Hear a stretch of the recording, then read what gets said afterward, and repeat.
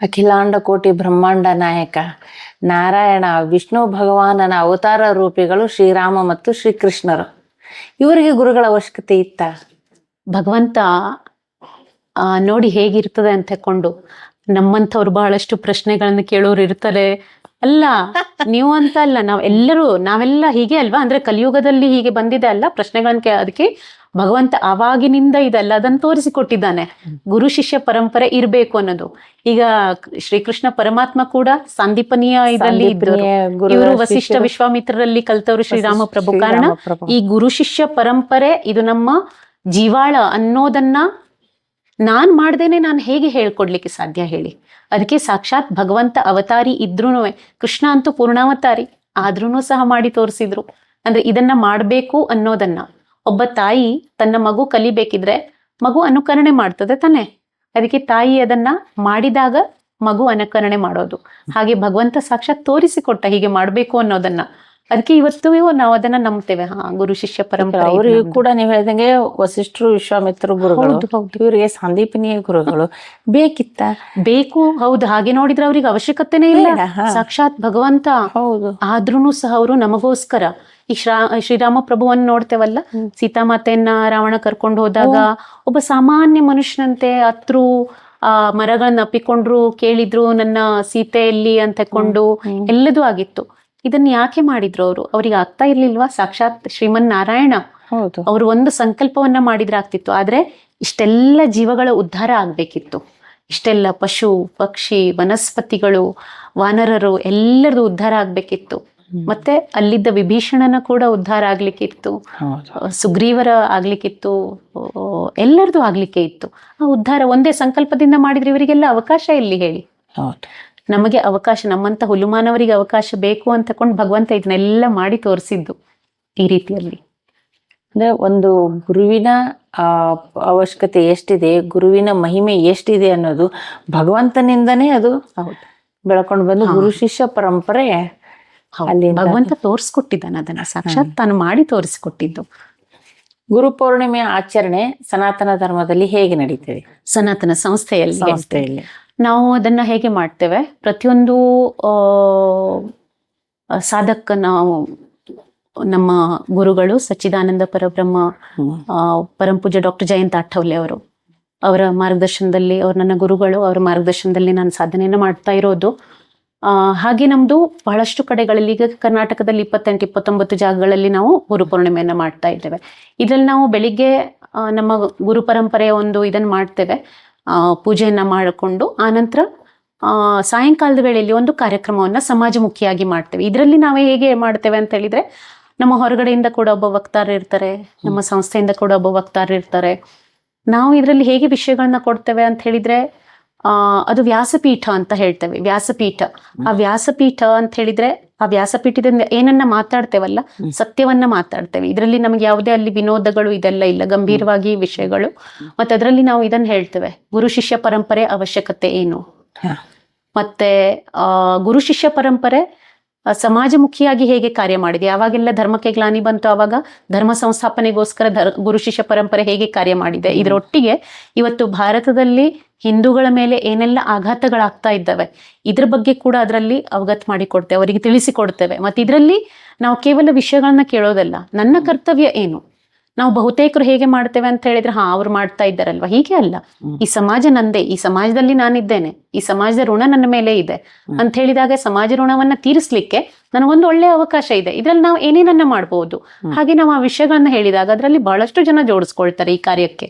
ಅಂದ್ರೆ ಮುಖ್ಯ ಅಂತ ಹೇಳಿದ್ರೆ ಎಲ್ಲರಿಗೂ ಸಾಧನೆ ತಿಳ್ಕೊಳ್ಬೇಕು. ಸಾಧನೆ ಅಂತ ಹೇಳಿದ್ರೆ ಕೇವಲ ನಾನು ಮನೆಯಲ್ಲಿ ಕೂತ್ಕೊಂಡು ಜಪ ಮಾಡಿದೆ, ದೇವಸ್ಥಾನಕ್ಕೆ ಹೋದೆ, ಪೂಜಾ ಪಾಠ ಮಾಡಿದೆ, ಸ್ತೋತ್ರ ಪಠಣ ಮಾಡಿದೆ, ಉಪವಾಸಗಳನ್ನ ಮಾಡಿದೆ, ವೃತ್ತ ಮಾಡಿದೆ, ಇಷ್ಟು ಅಲ್ಲ.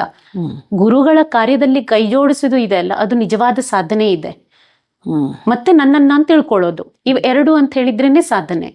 ಅದಕ್ಕೋಸ್ಕರ ಇದೆರಡನ್ನು ನಾವು ಹೇಗೆ ಮಾಡೋದು ಅನ್ನೋದನ್ನ ಅಲ್ಲಿಂದ ಪ್ರತ್ಯಕ್ಷದಲ್ಲಿ ತಿಳಿಸ್ಕೊಡ್ತೇವೆ. ಹೊರಗಿನಿಂದ ವಕ್ತಾರರು ಬರ್ತಾರೆ, ಅವರು ಕೂಡ ಈ ವಿಷಯದ ಮೇಲೆ ಹೆಚ್ಚು ಪ್ರಕಾಶವನ್ನ ಬೀರ್ತಾರೆ. ಆಮೇಲೆ ಅದರಲ್ಲಿ ನಾವು ಕೆಲವು ಸಾಧನೆಯನ್ನ, ಆಧ್ಯಾತ್ಮಿಕ ಸಾಧನೆಯನ್ನ ಮಾಡ್ತಾ ಕೆಲವು ಮಕ್ಕಳು ಶಿಕ್ಷಣವನ್ನು ಕೂಡ ತೆಕ್ಕೊಳ್ತಾ ಇದ್ದಾರೆ. 10th 12th ಮಕ್ಕಳು ಅದರಲ್ಲಿ ಮಾಡಿ ಅಂಕಗಳನ್ನು ಕೂಡ ಒಳ್ಳೇದಾಗಿ ಗಳಿಸ್ತಾರೆ. ಅಂಥವರಿಗೆ ಕೂಡ ಸತ್ಕಾರವನ್ನ ಇಟ್ಕೊಳ್ತೇವೆ. ಮತ್ತೆ ತುಂಬಾ ಸಮಯದಿಂದ ಯಾರು ಆಧ್ಯಾತ್ಮಿಕ ಸಾಧನೆಯನ್ನು ಮಾಡಿದ್ದಾರೆ ಅವ್ರು ತಮ್ಮ ಮನೋಗತವನ್ನು ಒಂದು 10 ನಿಮಿಷ ಹೇಳ್ಕೊಳ್ತಾರಲ್ಲಿ. ಹಾಗೆ ಆ ರೀತಿಯಲ್ಲಿ ನಾವು ಒಂದು ಕಾರ್ಯಕ್ರಮ. ಆಮೇಲೆ ಎಲ್ಲರಿಗೆ ಪ್ರಸಾದ ವಿತರಣೆ, ಅರ್ಥಾತ್ ಭಗವಂತನಿಗೆ ಆ ದಿನ ನಾವು ಪ್ರಸಾದ, ಕಲ್ಲು ಸಕ್ಕರೆ ಪ್ರಸಾದವನ್ನ ಇಟ್ಟಿರ್ತೇವೆ, ಅದನ್ನೆಲ್ಲರಿಗೂ ಕೊಡ್ತೇವೆ. ಮತ್ತೆ ಎಲ್ಲರಿಗೂ ಈ ಕಾರ್ಯಕ್ರಮದಲ್ಲಿ ಅನ್ನೋದಕ್ಕಿಂತ ಈ ಗುರುಗಳ ಕಾರ್ಯದಲ್ಲಿ ಜೋಡಿಸ್ಕೊಳ್ಳಿಕ್ಕೆ ಒಂದು ವಿನಂತಿಯನ್ನು ಕೂಡ ಮಾಡ್ತೇವೆ. ಕಾರಣ ಇದು ಅವಶ್ಯಕತೆ ಇದೆ, ಬಹಳ ಮಹತ್ವ. ನನ್ನ ಕಡೆಯಿಂದ ಪುಟ್ಟ ಅಳಿಲು ಕೂಡ ಇದಲ್ಲ. ಶ್ರೀರಾಮನ ಒಂದು ಇದರಲ್ಲಿ ಏನು ರಾಮಸೇತು ಕಟ್ಟಬೇಕಿದ್ರೆ ತನ್ನ ಮರಳನ್ನ ಇದೆಲ್ಲ ಉಸುಕನ್ನ ಇದಕ್ಕೆ ಮಾಡಿ ಅದಕ್ಕೆ ಸಿಂಪಡಿಸಿದೆ. ಅಷ್ಟನ್ನಾದ್ರೂ ಮಾಡಿದೆ ಅನ್ನೋದಕ್ಕೆ ಭಗವಂತನ ಕೃಪೆಯನ್ನೇ ಸಂಪಾದನೆ ಮಾಡಿದೆ. ನಾವಂತೂ ಮನುಷ್ಯರಿದ್ದೇವೆ. ಈಗ ನಾವು ಅಳಿಲು ಪಾಲು ಅಂತ ಹೇಳಲಿಕ್ಕೆ ಇಲ್ಲ, ಅಳಿಲು ಸೇವೆ ಹೇಳಲಿಕ್ಕಿಲ್ಲ, ಸಿಂಹ ಪಾಲನ್ನೇ ಕೊಡ್ಬೇಕು ಇವಾಗ. ಅದಕ್ಕೆ ಭಾರತ ಭೂಮಿಯ ಈ ಋಣ ತೀರ್ಬೇಕು, ನಮ್ಮ ಗುರು ಋಣ ತೀರ್ಬೇಕು, ಋಷಿ ಋಣ ತೀರ್ಬೇಕು, ಪಿತೃ ಋಣ ತೀರ್ಬೇಕು. ಎಲ್ಲ ಋಣಗಳು ತೀರಿದ್ರೆ ನಮ್ಗೆ ಇಲ್ಲಿಂದ ಬಿಡುಗಡೆ ಆಗ್ತದೆ. ಅದಕ್ಕೆ ಈ ಋಣ ತೀರಿಸ್ಲಿಕ್ಕೆ ಅಂತ ಹೇಳಿದ್ರೆ ಗುರುಗಳ ಕಾರ್ಯದಲ್ಲಿ ಕೈ ಜೋಡಿಸೋದು ಬಹಳ ಸಿಂಪಲ್, ಬಹಳ ಸರಳ. ಗುರುವಿನ ಋಣ ತೀರ್ಸಕ್ ಆಗುತ್ತಾ? ಆಗೋದಿಲ್ಲ. ಗುರು ಋಣ ಅದು ಎಷ್ಟು ಜನ್ಮಗಳನ್ನ ತೆಕ್ಕೊಂಡ್ ಬಂದ್ರು ಗುರು ಋಣ ತೀರಿಸ್ಲಿಕ್ಕೇನೆ ಆಗ್ಲಿಕ್ಕೆ ಇಲ್ಲ. ಕಾರಣ ಗುರು ಅವಾಗ ಹೇಳಿದಲ್ಲ, ಗುರುಗಳು ಮಹತ್ವವನ್ನ ನಾವು ಹೀಗೆ ಹೇಳಲಿಕ್ಕೂ ಆಗೋದಿಲ್ಲ, ಗುರು ಋಣ ತೀರಿಸ್ಲಿಕ್ಕೂ ಆಗೋದಿಲ್ಲ. ಆದ್ರೆ ಒಂದ್ ಸ್ವಲ್ಪನಾದ್ರೂ ಅದರಲ್ಲಿ ಒಂದು ಕೈಭಾರವನ್ನು ಹಚ್ತೇನೆ ಗುರುಗಳ ಕಾರ್ಯದಲ್ಲಿ ಕೃತಜ್ಞತಾ ಭಾವದಿಂದ. ಎಷ್ಟಾಗುತ್ತೋ ಅಷ್ಟು. ನನ್ನ ಅಂದ್ರೆ ವೃದ್ಧರಿಂದ ಹಿಡಿದು ಚಿಕ್ಕ ಮಗುವಿನ ತನಕ ಏನೇನು ಮಾಡ್ಲಿಕ್ಕೆ ಸಾಧ್ಯ ಇದೆ ಅಲ್ಲ ಅಷ್ಟನ್ನ ಮಾಡೋಣ. ಏನು ಮಾಡ್ಲಿಕ್ಕೆ ಆಗೋದಿಲ್ಲ, ಹಾಗೆ ಇರೋದಿಲ್ಲಲ್ಲ. ಕೊಂಚನಾದ್ರೂ ನಾವು ಮಾಡ್ಲಿಕ್ಕೆ ಇದೆ, ಅಷ್ಟನ್ನಾದ್ರೂ ಮಾಡೋಣ. ಆದ್ರೆ ಅದನ್ನ ನಿಶ್ಚಿತವಾಗಿ ಮಾಡ್ಬೇಕು. ಅಂದ್ರೆ ಜನ್ಮಕ್ಕೆ ಬಂದಿದ್ದು ಸಾರ್ಥಕವಾಗಿ ಹೋಗ್ಬಹುದು. ಅಮ್ಮ, ನೀವು ಆರಾಧನೆ ಮಾಡೋ ನಿಮ್ಮ ಗುರುಗಳ ಬಗ್ಗೆ ಸ್ವಲ್ಪ ಹೇಳಿ. ನನ್ನ ಗುರುಗಳು 1990ರಲ್ಲಿ ಸನಾತನ ಸಂಸ್ಥೆಯನ್ನ ಸ್ಥಾಪನೆ ಮಾಡಿದ್ರು. ಅದ್ರ ಮೊದಲು ಅವರು ಮೂಲತಃ ಅವರು ಡಾಕ್ಟ್ರು, ಅಂದ್ರೆ MBBS ಡಾಕ್ಟರ್. ಅವರು ಸೈಕ್ಯಾಟ್ರಿಸ್ಟ್ ಮತ್ತೆ ಹಿಪ್ನೋಥೆರಪಿಸ್ಟ್ ಇದ್ರು. ವಿದೇಶದಲ್ಲಿ ಕೂಡ, ಇಂಗ್ಲೆಂಡ್ ನಲ್ಲಿ ಕೂಡ ಇದ್ದು ಅಲ್ಲಿ ಹಿಪ್ನೋಥೆರಪಿ, ಸೈಕ್ಯಾಟ್ರಿ ಮೇಲೆ ಅವರು ಶೋಧ ಪ್ರಬಂಧಗಳನ್ನೆಲ್ಲ ಮಾಡಿ ಭಾರತಕ್ಕೆ ಬಂದ್ರು. ಅವ್ರು ದೇವರನ್ನ ನಂಬ್ತಾ ಇರ್ಲಿಲ್ಲ. ಇಲ್ಲಿ ಅವರು ಬಹಳ ದೊಡ್ಡದಾಗಿ ಅವ್ರದ್ದು ಪ್ರಾಕ್ಟೀಸ್ ಎಲ್ಲ ನಡೀತಾ ಇತ್ತು. ಅವ್ರ ಕಡೆಯಲ್ಲಿ ಬಹಳ ಸೆಕ್ರೆಟರಿ ಪೇಷಂಟ್ಗಳು ಬರ್ತಾ ಇದ್ರು. ಅದರಲ್ಲಿ ಅವರು ಆವಾಗಿನ ಇದರಲ್ಲಿ ಬಹಳ ಒಳ್ಳೆಯ ಇದನ್ನ ಔಷಧಗಳನ್ನ ಕೂಡ ಕೊಡ್ತಾ ಇದ್ರು. ಆದ್ರೆ ಅವರ ಔಷಧಗಳಿಂದ ಸುಮಾರು ಅವ್ರ ಹತ್ರ ಬರುವಂತ 30% ಜನರು ರೋಗಿಗಳು ಗುಣ ಆಗ್ತಾ ಇರ್ಲಿಲ್ಲ. ಆಮೇಲೆ ತುಂಬಾ ಸಮಯದ ನಂತರ ಅವ್ರ ಭೇಟಿ ಎಲ್ಲಾದ್ರೂ ಆದಾಗ ಅವರೆಲ್ಲ ಚೆನ್ನಾಗಿ ಇರೋದನ್ನ ನೋಡಿದ್ರು. ಇವರಲ್ಲಿ ಜಿಜ್ಞಾಸೆ ಬಹಳ, ಆರಂಭದಿಂದ ಬಹಳ ಜಿಜ್ಞಾಸು ಪ್ರವೃತ್ತಿ.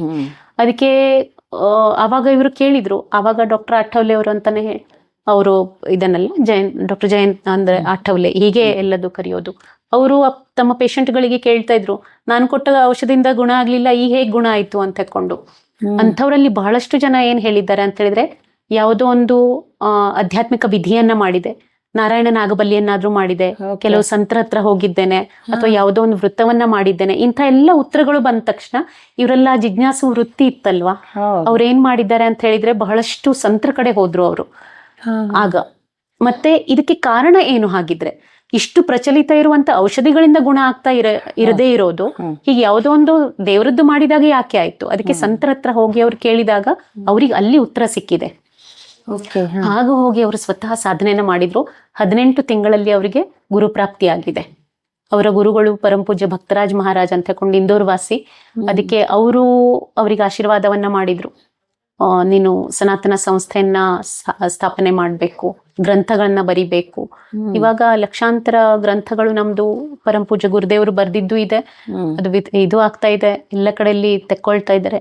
ಮುಖ್ಯ ಅಂತ ಹೇಳಿದ್ರೆ ಸಾಧನೆ ಇದು ಇಷ್ಟು ಸರಳ ಮಾಡಿ ಕೊಟ್ಟಿದ್ದಾರೆ ಅಂತ. ಗುರುಕೃಪಾಯೋಗಾನುಸಾರ ಸಾಧನೆ, ಇದರಲ್ಲಿ ಜ್ಞಾನಯೋಗ ಬಂತು, ಹಠಯೋಗ ಬಂತು, ಕರ್ಮಯೋಗ ಬಂತು, ಎಲ್ಲ ತರದ್ದು.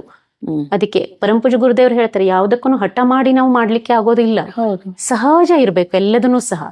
ಎಷ್ಟು ಕೇವಲ 18 ತಿಂಗಳಲ್ಲಿ ಅವರಷ್ಟು ಸಾಧನೆ ಮಾಡ್ಬೇಕಂದ್ರೆ ಅದರಲ್ಲಿ ಅವ್ರಿಗೆ ಆಸಕ್ತಿ ಎಷ್ಟಿರಬೇಕು? ಮುಖ್ಯ ಆಸಕ್ತಿ. ಇನ್ನೊಂದು ಅಂತ ಹೇಳಿದ್ರೆ, ಅವರು ಎಲ್ಲರಿಗಿಂತ ಹೆಚ್ಚು ಮಹತ್ವದ್ದು ಅಂತ ಹೇಳಿದ್ರೆ, ತಮ್ಮ ಗುರುಗಳು ಏನೇನ್ ಹೇಳ್ತಾ ಹೋದ್ರಲ್ಲ ಅದನ್ನ ತಂತೋತಂತ ಪಾಲನೆಯನ್ನ ಮಾಡಿದ್ರೆ. ಇಷ್ಟು ದೊಡ್ಡ ಅವರು ರೋರಿಂಗ್ ಪ್ರಾಕ್ಟೀಸ್ ಅವಾಗ ಅವ್ರದ್ದು.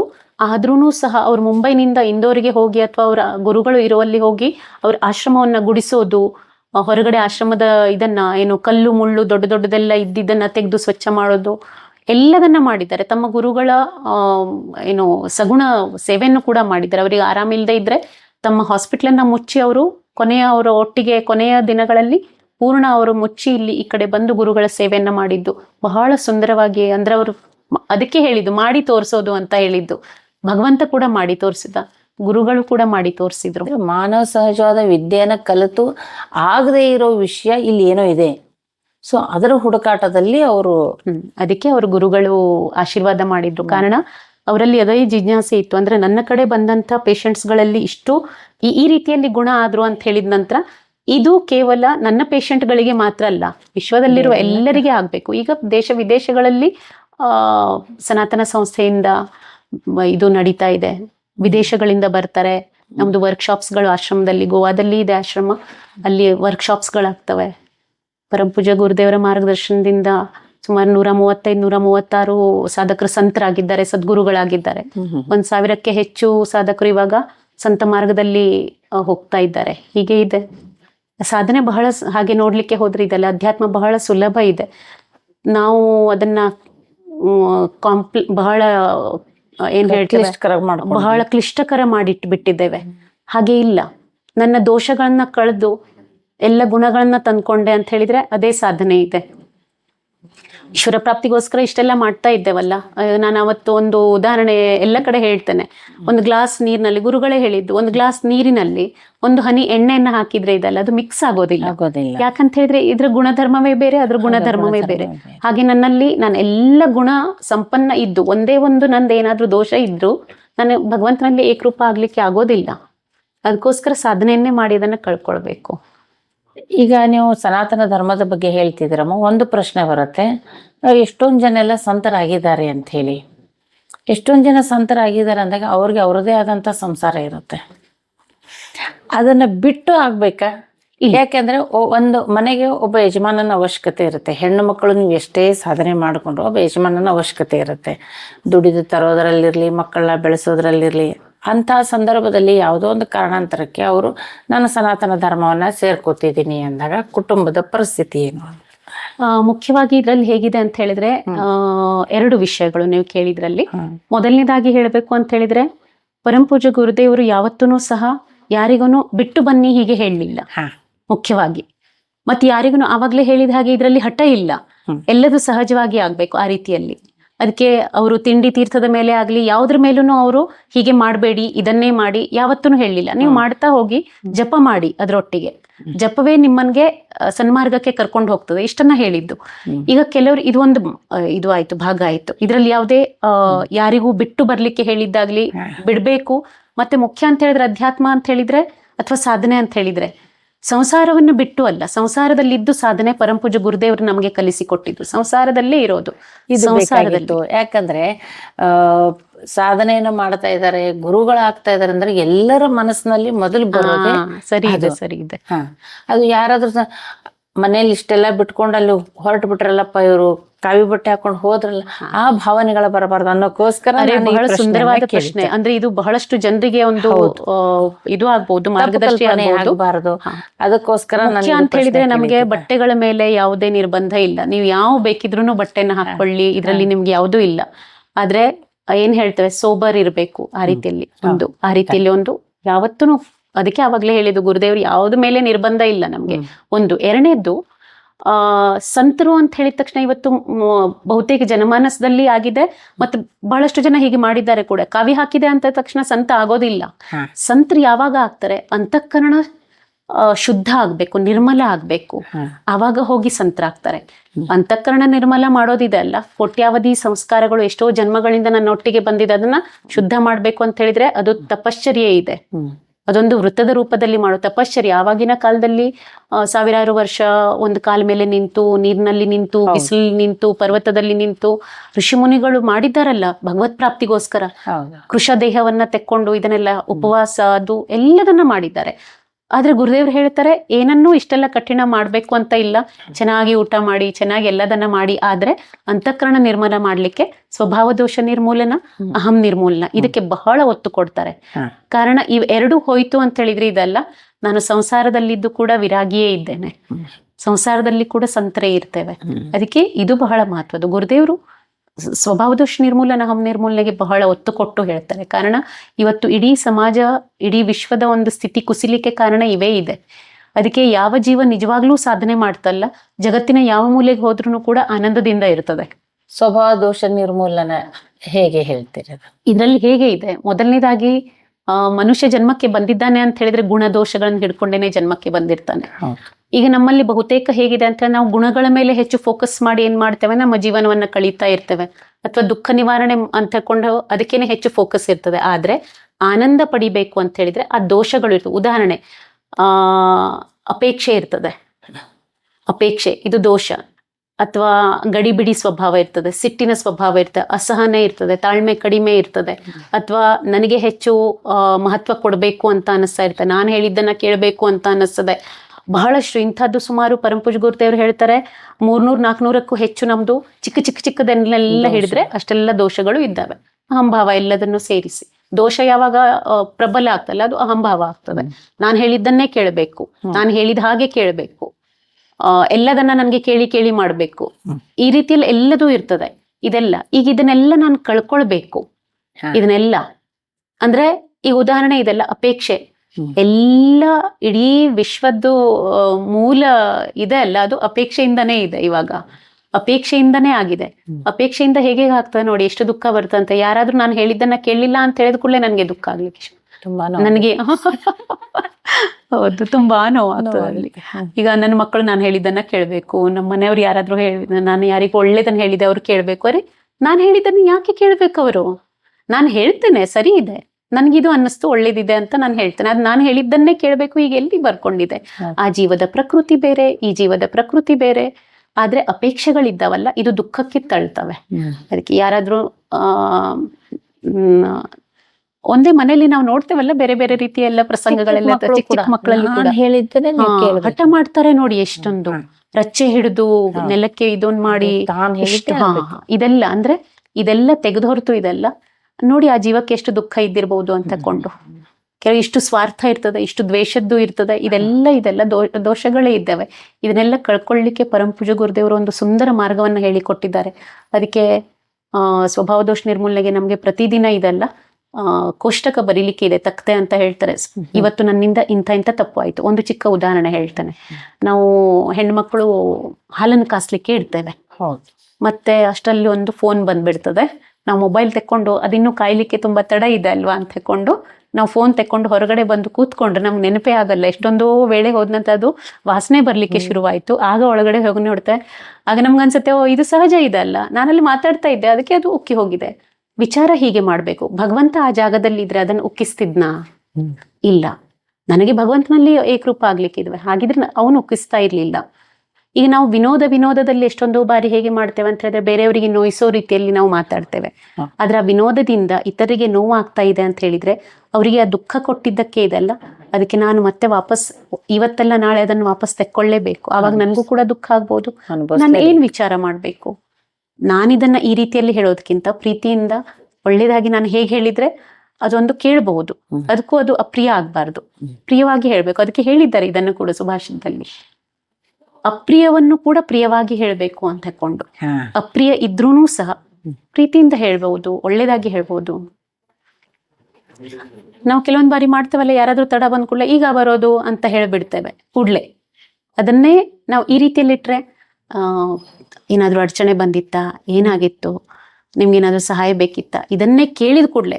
ಕೇಳೋದು ಉದ್ದೇಶ ಒಂದೇ ಇದೆ, ತಡ ಆಗಿ ಬಂದಿದ್ದೀರಿ ಅಂತ ಹೇಳೋದು ಉದ್ದೇಶ ಒಂದೇ ಇದೆ. ಆದ್ರೆ ಕೇಳೋ ಪದ್ಧತಿ ಇದೆ ಅಲ್ಲ, ಅದು ಬಹಳ ವೇರಿ ಆಗ್ತದೆ. ಯಾಕೆ ಇಷ್ಟು ಲೇಟ್ ಆಯ್ತು ಅನ್ನೋದಕ್ಕೂ ಈಗ ಬರೋದು ಹೇಳ್ತೀವಲ್ವಾ ಹಾಗೆ. ಅದಕ್ಕೆ ಎದುರಿನವ್ರದ್ದು ಪರಿಸ್ಥಿತಿ ನಮ್ಗೆ ಗೊತ್ತಿರೋದಿಲ್ಲ. ಅವ್ರು ಯಾವ್ಯಾವ ಕಷ್ಟದಿಂದ ಪಾಪ ಅಲ್ಲಿಂದ ಬಂದಿರ್ತಾರೋ, ಏನೇನ್ ಮಾಡಿ ಬಂದಿರ್ತಾರೋ, ಏನೋ ಆಗಿರ್ತದೆ ಅಲ್ಲಿ ಅಂತದ್ದು. ಅದಕ್ಕೆ ನಾವು ಮಾತಾಡ್ಬೇಕಿದ್ರೆ ಎದುರುಗಡೆಯಲ್ಲಿ ಇದೆಲ್ಲ, ಆ ವ್ಯಕ್ತಿಯ ಜಾಗದಲ್ಲಿ ನಮ್ಮನ್ನ ನಾವು ಇಟ್ಕೊಂಡು ನಾವು ಮಾತಾಡ್ಬೇಕು ಯಾವತ್ತೂ ಸಹ. ಬಹಳ ಒಳ್ಳೆ ಮಾತಿದು.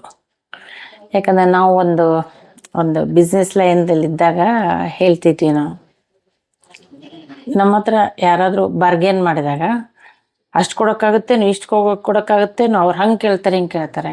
ಅವ್ರು ನಾನು ನೀನು ಬಾ ಅಲ್ಲಿ ಕಸ್ಟಮರ್ ಜಾಗದಲ್ಲಿ, ಕೊಟ್ಟರೆ ರೇಟಿಗೆ ತೊಗೊಂಡು ಹೋಗ್ತೀರಾ, ನೀವು ಬಾರ್ಗೇನ್ ಮಾಡೇ ಮಾಡ್ತೀರಿ. ಸೊ ಅವ್ರ ಬಾರ್ಗೇನ್ ಮಾಡಿದಾಗ ನೀನ್ ಇವಾಗ ವ್ಯಾಪಾರಿ ಸ್ಥಳದಲ್ಲಿ ಇದ್ದಾಗ ಹೀಗೆ ಸಿಟ್ಟು ಮಾಡ್ಕೋಬೇಕು. ಸರಿ ಇದೆ, ಇದು ಅದೇ ತರಾನೇ. ಸರಿ, ಏಕ್ದಮ್ ಸರಿ ಇದೆ, ಹಾಗೇ ಇದೆ. ಅದಕ್ಕೆ ಯಾವತ್ತೂ ನಾವು ಮಾತಾಡ್ಬೇಕಿದ್ರೆ, ಯಾರ ಹತ್ರನೂ ವ್ಯವಹರಿಸ್ಬೇಕಿದ್ರೆ ಅವರ ಜಾಗದಲ್ಲಿ ನಾನ್ ನಿಂತ್ಕೊಳ್ಬೇಕು, ನೋಡ್ಕೊಂಡು ಮಾತಾಡ್ಬೇಕು. ಅದಕ್ಕೆ ಹೇಳ್ತಾರಲ್ಲ ಇಂಗ್ಲಿಷ್ ನಲ್ಲಿ, keep your self in their shoes ಅಂತ ತಕೊಂಡು ಅವರ ಜಾಗದಲ್ಲಿ ನಿಂತು ನಾನು ನೋಡಿದಾಗ ಇದೆಲ್ಲ. ಅದಕ್ಕೆ ಇವತ್ತು ಮೂಲ್ಯಗಳು ಇಲ್ಲ. ಹಿಂದೆಲ್ಲ ಸ್ಕೂಲ್ಸ್ಗಳಲ್ಲಿ ನಮಗೆ ಮೂಲ್ಯಗಳ ಬಗ್ಗೆ ಕ್ಲಾಸಸ್ ಇರ್ತಾ, ನೈತಿಕ ಮೂಲ್ಯದ ಒಂದು ಕ್ಲಾಸೇ ಇರ್ತಾ ಇತ್ತು. ಆವಾಗಿನ ಎಲ್ಲ ಪಾಠಗಳು ಸಹ ಇದೆಲ್ಲ ಇದೇ ರೀತಿಯಲ್ಲಿ ಇರ್ತಾ ಇದ್ವು. ನಮ್ಗೆ ಜೀವನವನ್ನು ರೂಪಿಸಿದವರು ಆವಾಗಿನ ಶಿಕ್ಷಕರು, ಆವಾಗಿನ ಪಠ್ಯ ಪುಸ್ತಕಗಳು. ಇವಾಗ ಏನೂ ಗೊತ್ತಿಲ್ಲ, ಆ ರೀತಿಯಲ್ಲಿ ಆಗಿದೆ. ಅದಕ್ಕೆ ಗುರು ಯಾವುದೇ ಅಂದ್ರೆ ಯಾವುದೇ ಒಂದು ಹಂತದಲ್ಲಿ ಕೂಡ ಇದೆಲ್ಲ ನಮ್ಗೆ ಗುರುಗಳನ್ನ ಬಿಟ್ರೆ ಬೇರೆ ಇದು ಇಲ್ಲ, ಮಾರ್ಗ ಇಲ್ಲ, ಪರ್ಯಾಯ ಇಲ್ಲ. ಅದಕ್ಕೆ ಗುರುಗಳೇ ಹೇಳಿಕೊಡ್ತಾರೆ. ಸಾಧನೆ ಅಂತ ಹೇಳಿದ್ರೆ ಏನು, ಸಾಧನೆಯನ್ನ ಮಾಡಿದಾಗ ಆನಂದ ಹೇಗೆ ಸಿಗ್ತದೆ, ಆನಂದದಲ್ಲಿ ಇದ್ದೀಯಾ ಅಂತ ಹೇಳಲಿಕ್ಕೂ ಕೂಡ ಗುರುಗಳು ಬೇಕಾಗ್ತಾರೆ. ಅದಕ್ಕೆ ಗುರು ನಮ್ಮ ಜೀವನದಲ್ಲಿ ಸರ್ವೋಪರಿ ಬೇಕು. ಗುರುವನ್ನ ಹುಡ್ಕೋದು ತುಂಬಾ ಸುಲಭ ಅಂತೀರಿ? ನಾನು ಸಾಧನೆಯನ್ನ ಮಾಡಿದ್ರೆ ಗುರುಗಳೇ ಹುಡ್ಕೊಂಡು ಬರ್ತಾರೆ.